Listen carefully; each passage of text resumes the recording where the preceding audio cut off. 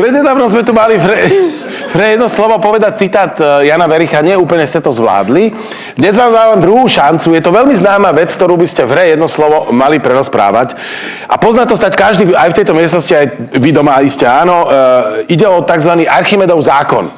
Je to jasné, hej? Musíte, ja nič iné nechcem na úvod, len aby ste povedali tento Archimedov zákon. Citát, hej? Nech sa páči, začíname teraz. Těleso. Ponořené. No, zcela. Moment. Nedělej fóry, Nedělám, já jsem si to odpočítal. Těleso, zcela, Zcela? Těleso. Dobre, tak... Ještě jednou. Dobre, skúsme. To by řekl on, ty vole, on je chytrej, ne? Kdyby tam bylo zcela. Nemusí tam byť, nemusí tam byť zcela. Lebo to teleso nemusí byť zcela ponorené do vody. Skús na to slovo teď úplne zapomenúť. Tak, toto. Dobre, nech sa páči. Těleso. Ponořené. No, kapaliny.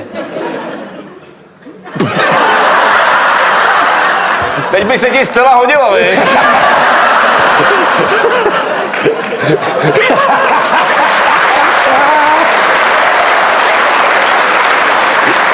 Ideme ešte raz celé, hej? No. Dobre, nech sa páči.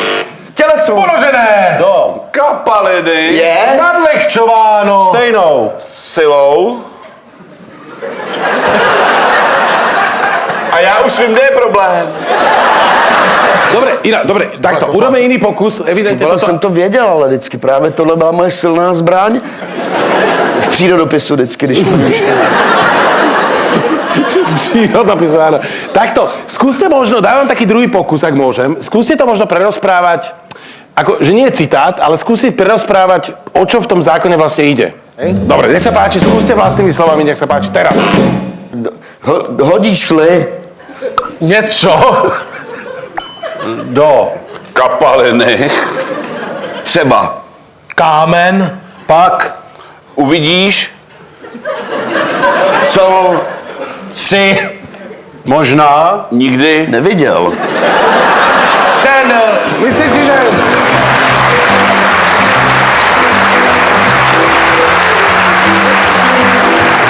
Sledujte na Prima Plus vaše oblíbené pořady, filmy a seriály dříve než v televizi a bez reklam. Prima Plus je zábava pro celou rodinu.